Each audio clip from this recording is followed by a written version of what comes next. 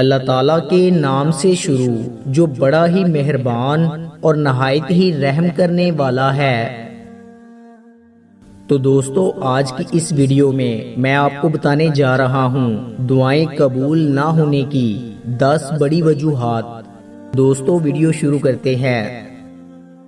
دعائیں قبول نہ ہونے کی سب سے پہلی وجہ نمبر 1، اللہ پاک کی نعمت کھانا مگر اس کا شکر ادا نہ کرنے سے۔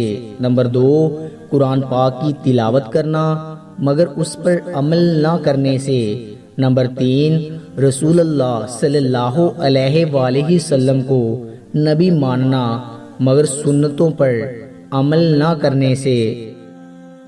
نمبر 4، اللہ تعالیٰ کو مالک اور خالق ماننا مگر اس کے احکام پورا نہ کرنے سے۔ نمبر 5، جنت کو جاننے کے باوجود اس کی طلب اور نیک عمل نہ کرنے سے۔ نمبر 6، موت کو برحق جاننا مگر آخرت کا کوئی سامان نہ کرنے سے۔ نمبر 7، دوزخ کو جاننے کے باوجود برے کاموں سے نہ رکنے سے۔